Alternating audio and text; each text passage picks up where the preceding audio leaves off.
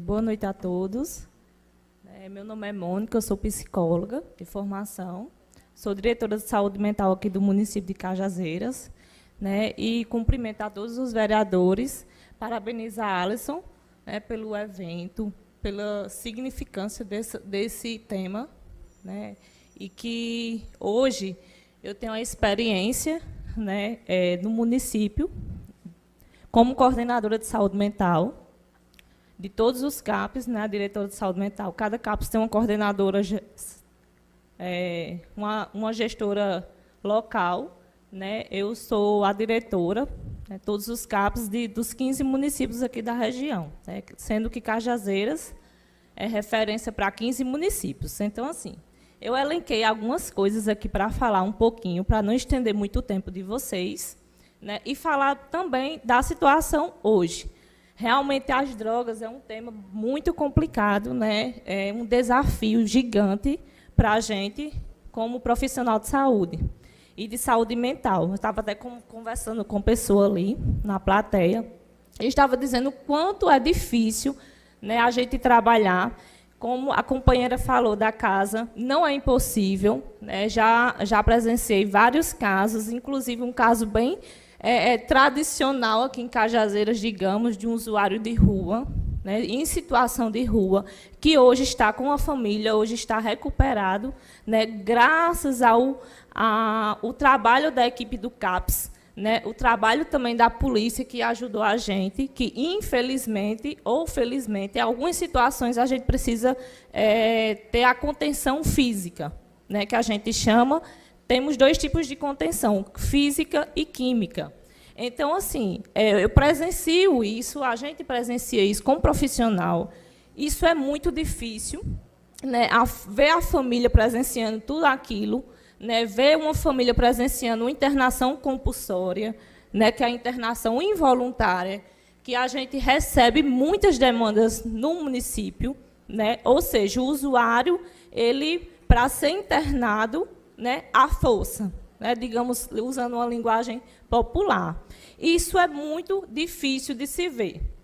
Então, eu já vi situações de usuário fugindo da ambulância, pulando a ambulância, mesmo medicado pelo SAMU, fugindo do Juliano Moreira até João Pessoa, de João Pessoa até aqui, pulando muro, vindo para cá, vindo de Pombal, fugindo de Pombal.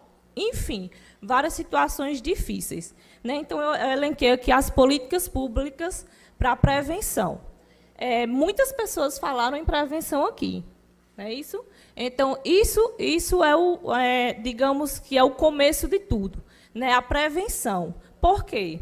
Porque muitos usuários e muitas mães e muitas famílias chegam para a gente em que o usuário está numa situação muito difícil, está numa situação de furtar as coisas dentro de casa. Infelizmente, é a palavra que eu preciso usar. Até alimento. É isso? Então, digamos, uma lâmpada em casa, uma roupa, sai com a roupa, volta sem nada. Então, é muito difícil a gente profissional escutar isso da família. E, muitas vezes, o usuário mesmo, ele não quer. Na hora, ele não quer. Eu não quero tratamento, eu vou ficar assim por toda a vida, não me forcem a nada. Então, as famílias recorrem ao Ministério Público, que é a internação involuntária e compulsória. Então, o que é que está acontecendo em relação a isso? A reforma psiquiátrica, ela não permite internação a longo prazo, certo? Isso é uma lei que foi instituída em 2021, pelo Ministério da Saúde. Então, a gente não permite, essa lei não permite internações em longo prazo. Por quê? Porque já tiveram vários usuários, tanto de transtorno mental, como de usuário de drogas, que passaram anos morando no Hospital Juliano Moreira, por exemplo.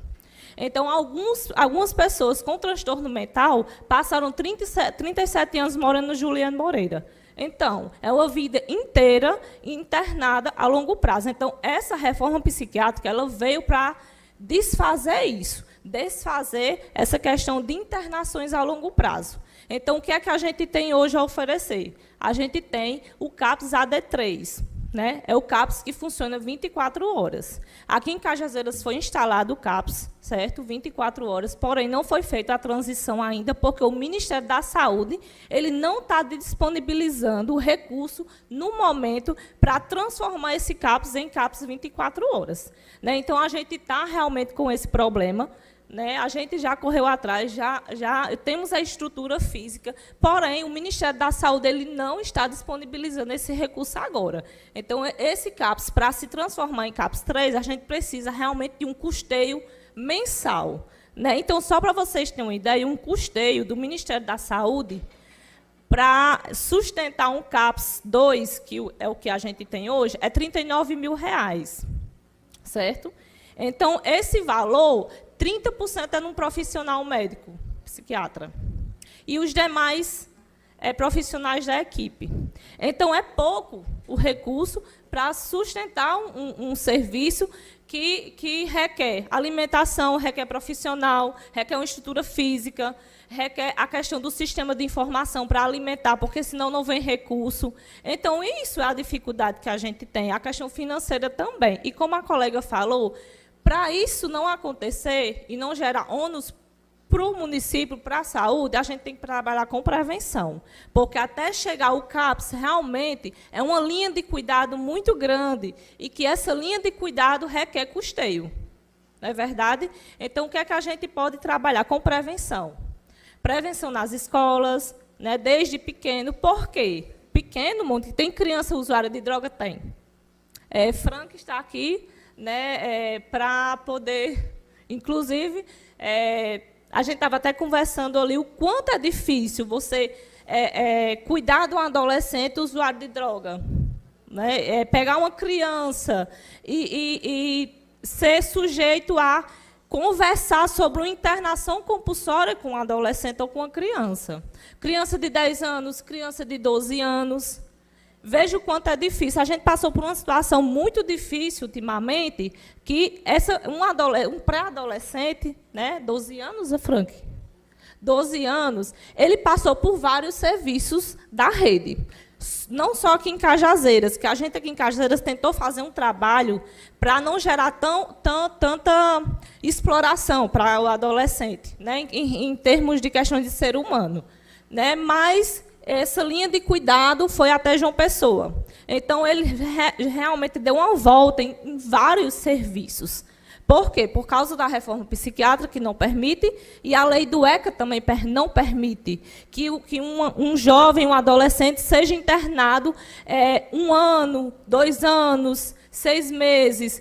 Como é que esse adolescente vai estudar, vai ter um futuro, vai ter um objetivo de vida sem estar internado?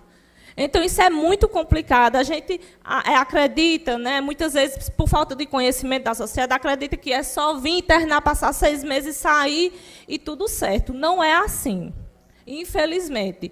O que tem que ser feito realmente é o trabalho de prevenção, né, que é o mais importante. Prevenção nas escolas, com o programa de PSE.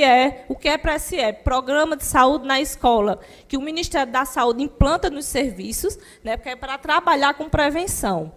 Por que isso? Porque quando o usuário, como eu falei, quando o usuário, a mãe do usuário chega, uma família, chega com o usuário realmente naquela situação, infelizmente, que eu vou ter que falar essa palavra, precária, né? E que nega totalmente a questão do tratamento. Já fiz várias visitas domiciliares, tenho exemplos aqui, que não gosto nem de citar, porque realmente é difícil até para citar, né? Mas a gente chega, às vezes, na casa da pessoa, a família, o usuário, às vezes, nem está, porque a mãe ou a família não deixa mais entrar em casa, né? Não deixa mais ir para casa, vive na rua, vive em situação de rua. O CAPS acolhe, faz o acompanhamento do dia todo, com alimentação, com grupos, né? Infelizmente, quando depois de 5 horas da tarde que sai, alguns não usam, que bom, mas outros começam a usar novamente. Então, o que é que a gente está fazendo ali? Política de redução de danos. Né? A gente está fazendo a política de redução de danos. Por quê? Porque a gente está diminuindo o dano com aquele usuário dentro do serviço. Né? Então, essas são minhas palavras. Né? Eu parabenizo por esse momento, porque a gente está falando de prevenção, que eu acredito como profissional e como ser humano que é o caminho que a gente precisa ter. Né? A questão das escolas também pode fazer seu papel. Porém, a escola não faz sozinha também. Né? Vou tirar essa responsabilidade um pouco, 100% de vocês da escola, porque a família precisa de orientação, e a gente profissional da saúde pode orientar uma família, e a gente professor também da escola também pode orientar uma família. Aqui, nessa casa, a gente pode discutir essas questões aqui, como a gente está fazendo hoje, que é muito importante. Então, cada um fazendo sua parte, né, a gente vai por um caminho menos difícil, menos doloroso para esse tema. Eu agradeço, né, minha fala. Se alguém tiver alguma dúvida em relação aos serviços, né, eu estou ali para sanar todas as dúvidas. Obrigada.